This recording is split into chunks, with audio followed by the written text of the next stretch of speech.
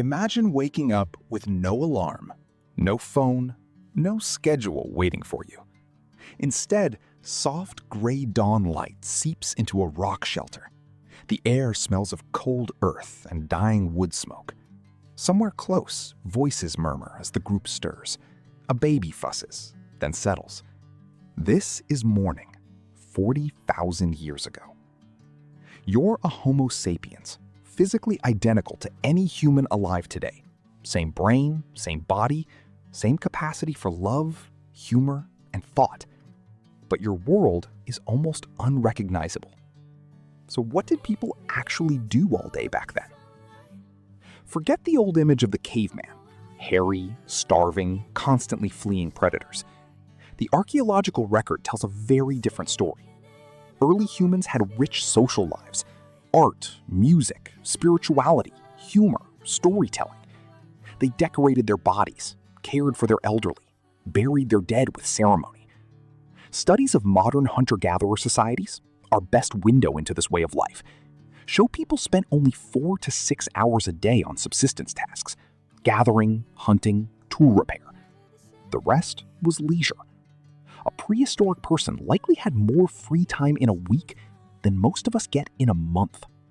There's no rushing here, no concept of late.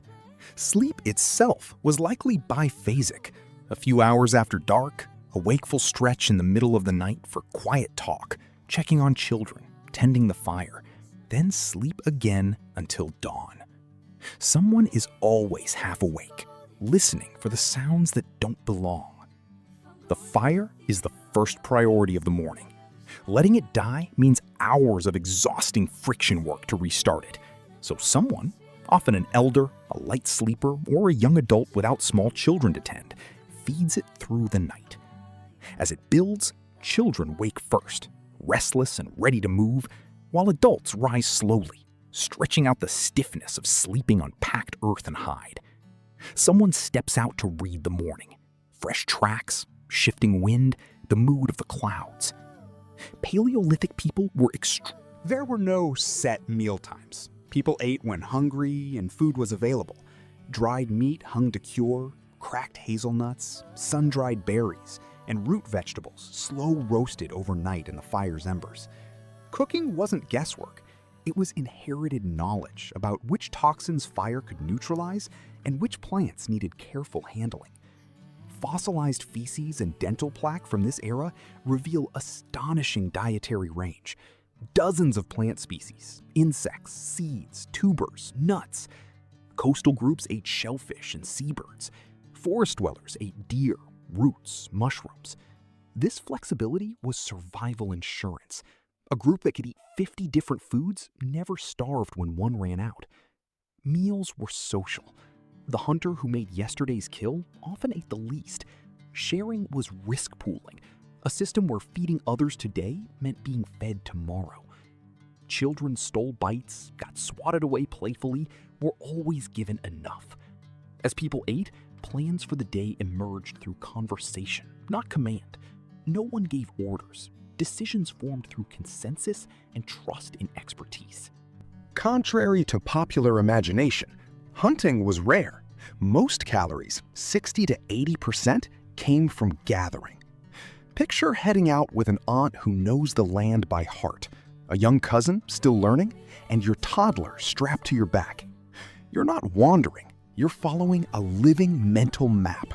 The oak grove 3 miles north should have ripe acorns. The cattails by the creek hide starchy roots. This work is not physically light. 5 to 10 miles of rough terrain, digging sticks and woven baskets in hand, but it is deeply attentive. Every soil discoloration, every animal track, every angle of sunlight tells a story to those trained to read it. Every plant collected comes with a story too. Which look-alike species is deadly? Which berry saved the band during a hard winter? This is how survival knowledge is passed, not through lecture, but through lived demonstration, retold again and again until it becomes memory itself. Hunting wasn't daily. It might happen once every few days, or once every few weeks. Most attempts failed. When it did happen, it was an event. Careful planning, hand signals, expertly crafted spears with fire-hardened shafts and flint points bonded with resin and sinew. One of humanity's most remarkable hunting techniques was persistence hunting. Humans can't outsprint an antelope, but they can outlast one, thanks to sweat glands and minimal body hair, allowing hours of sustained running in heat that would collapse most fur-covered predators. A hunting party might track and pursue a single animal for 4 or 5 hours until heat exhaustion brought it down.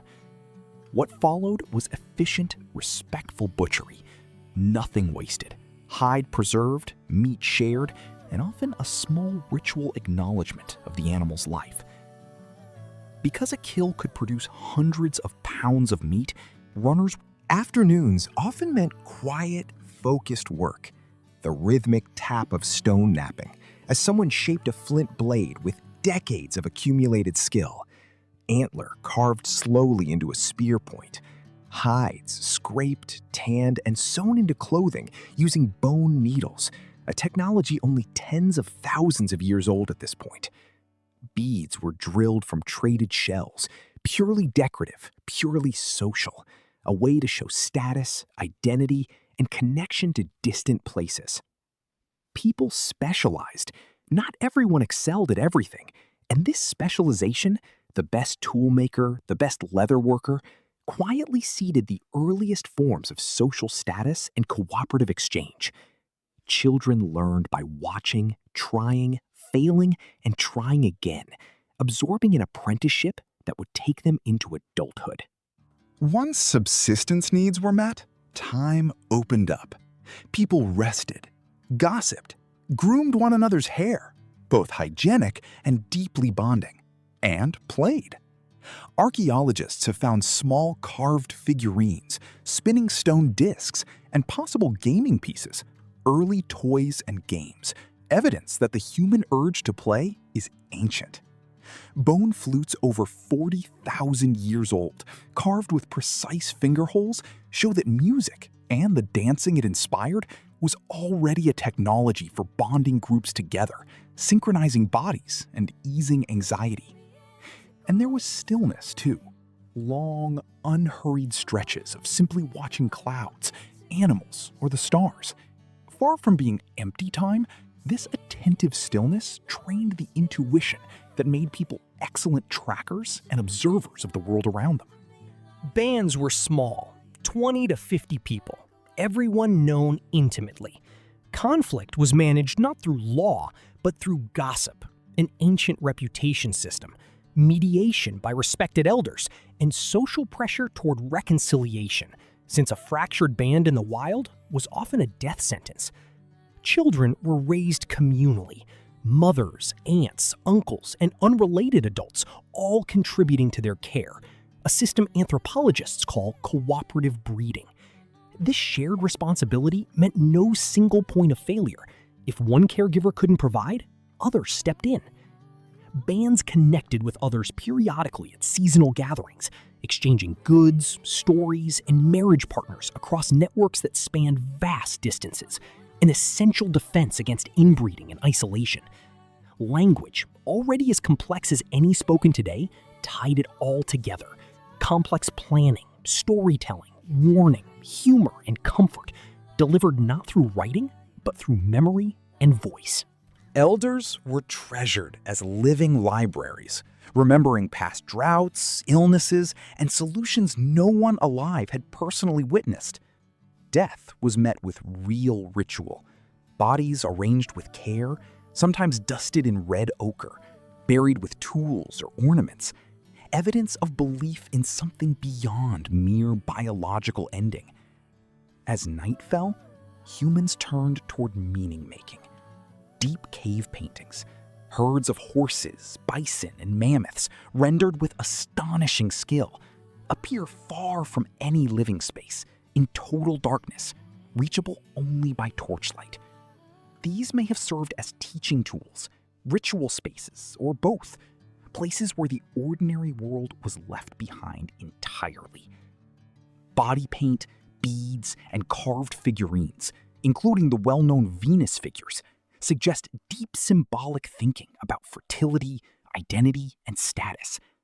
Music and rhythmic drumming, likely accompanying trance-like ritual states, helped weld fragile communities into something stronger than any individual.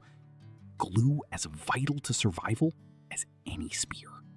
As light faded, the world contracted toward the fire. Beds were carefully built from layered grasses, leaves, and hides. Real technology against cold ground and parasites, arranged in a social map of who slept near whom. The evening meal, often the largest of the day, came with its own quiet lessons in generosity. Who shared, who hoarded, who fed the children first. Fireside conversation shifted from practical daytime shouts to quiet reflection, debriefing the day, softening conflicts, planning the future. Stories carried practical knowledge disguised as myth. Which valley held safe water? Which route required careful preparation? At night, Eventually, even the watchers drifted off, wrapped in the layered safety their own knowledge, cooperation, and care had built. A day 40,000 years ago wasn't an unbroken grind of survival. It was a rhythm, bursts of focused effort woven through long stretches of rest, connection, and creativity. People worked, yes, but they also played, sang, told stories, decorated themselves, and simply sat and watched the world. We've built extraordinary tools to save time, yet many of us have less true leisure than our ancestors had. What mattered then still matters now.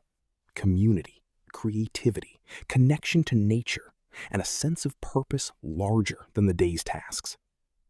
Tonight, as the fire burns low and the same moon rises that once lit a child's face 40,000 years ago, you can let the day end the way it always has. Safely, quietly, under an old and familiar sky.